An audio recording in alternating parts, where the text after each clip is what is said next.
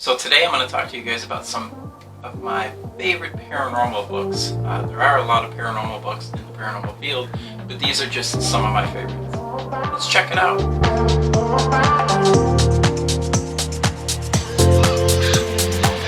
It's all the same, some things never change. I couldn't stop and say enough. It's all the same, but you won't take blame, even when you are blowing up. Oh my. Hello everybody, Nick Sarlo here from Shadowhunters Paranormal Investigations and Events, bringing you another vlog series. If you guys can, as always, please subscribe to our video. Just hit that subscribe button and the bell notification, and that way you'll be able to get notified when our new videos come out. So there are a lot of books in the paranormal.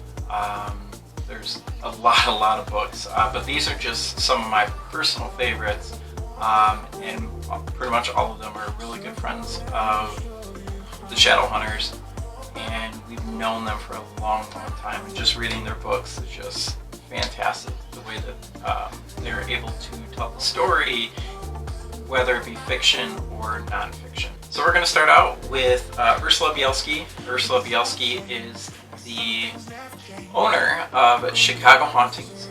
It is a bus tour company in Chicago, and what she does is she brings people on haunted tours all over Chicago, Illinois. It's a really great tour. Ursula definitely knows her stuff about haunted history of Chicago. For example, she's written tons of books about it. Right now I only have 3 of the books, but they're all Chicago Haunts, Chicago Haunts 3, and then more Chicago Haunts.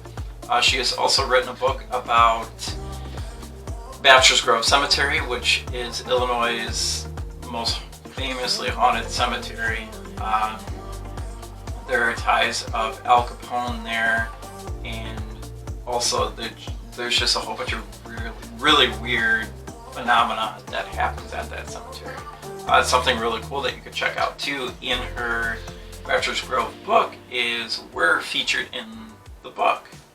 A long time ago we were filming a TV series, and she interviewed us for the book, and we were telling her about all of our experiences and stuff like that, especially by this one lake, because there's a lake right behind the cemetery, and it is said that Al Capone actually threw his victims in that lake. Whether that's true or not, we don't know. But when we were there, we were experiencing a lot of stuff with a little girl in a white dress. Every time we would say stuff that would kind of pertain to a little child, like a doll or a ball or a toy or something like that, we would get activity either on our REM pod, or we would get activity on our motion sensor that would constantly keep going off. So definitely make sure that you guys check out some of Ursula's books. I'm going to read some of the book to you, what the book is about. More scenes from America's Haunted City. So this was her second Chicago Hauntings book. More Chicago Haunts brings you the Monster of the 63rd Street, the Castle of Terror, Phantom Blueberry Muffins, Wrigley Field Ghost. Maybe that's why the Cubs can never win. Just kidding. Al Capone's Yacht, and 45 other glimpse into the haunted myths and memories of Chicagoland. So that is More Chicago Haunts by Ursula Bielski. And then there is the second book, Chicago Haunts. So from ruthless gangsters to ruthless mail order kings, from the Fort Dearborn Massacre to the St. Valentine's Day Massacre, the phantom remains of the passionate people and violent events, Chicago history has made the second city to none of the annals of American ghost lore. So that is this one, Chicago Haunts. And then there is Chicago Haunts 3, which is, throughout this volume, Bielski provides insight from her more than 20 years of paranormal research, including the work done in recent years with her investigation team, Chicago Hauntings, Inc. Now, also to add to that, Ursula is also making another book, The Hauntings of Joliet Prison. We were actually featured in this book again. The book is not out yet, but this book will feature a whole bunch of different paranormal evidence from different speakers to people witnessing stuff that has happened inside of the old Joliet prison. Also, too, there's a lot of first-hand encounters with the Joliet prison haunted crew, which is a whole bunch of crew members that actually spent countless nights inside of the jail, giving tours and witnessing firsthand of paranormal experiences. So once that book is out, make sure you go and reserve that. The second author I'm actually going to talk about is Amelia Cotter. Amelia actually starred in a TV series,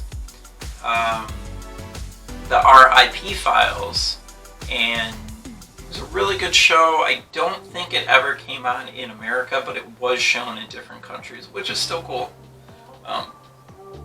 But this book she had written, it's called The House, and this is the true story of a girl and a ghost. So pretty much a little background story of the book. Nora is a lonely 15-year-old who dreams of more adventure than life in the suburban Maryland can offer.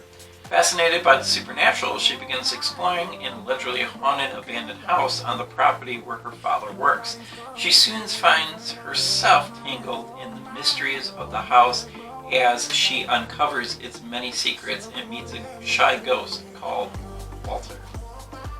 I read this book. It's very, very good.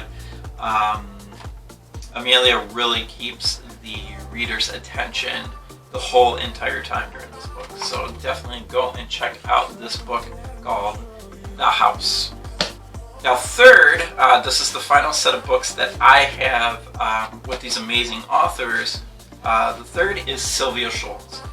Sylvia is a paranormal investigator, and she is also an author, and she did a lot of work at the Pollock Hospital in Peoria, Illinois. The Pollock Hospital, we've actually been there. It's a very old tuberculosis hospital. Very, very creepy hospital, but it's got kind of a sad story to it, which she explains to you in some of her books. Her first book about the Pollock Hospital is called Fractured Spirits.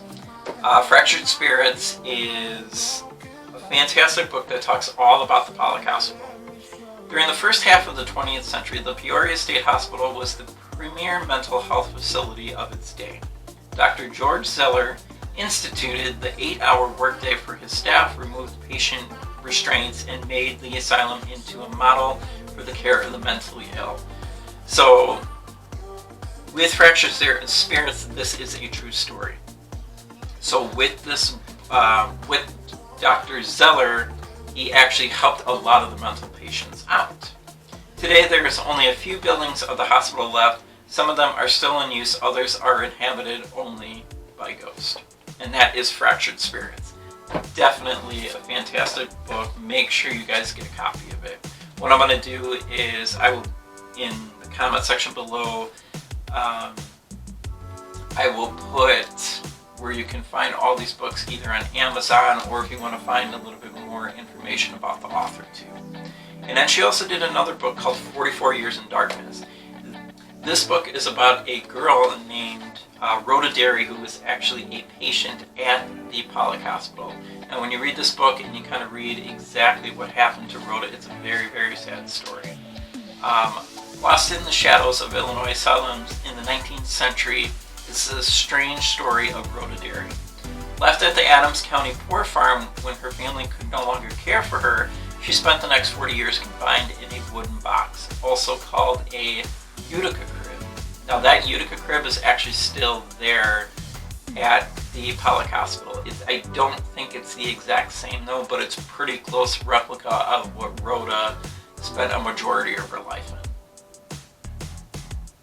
Abandoned, ignored, and traumatized, she had clawed her own eyes out, pulled her own teeth, and her legs were atrophied to the point where she could not stand on her own, or even sit in a wheelchair. She spent 4 decades locked away from the world. Her crime was falling in love.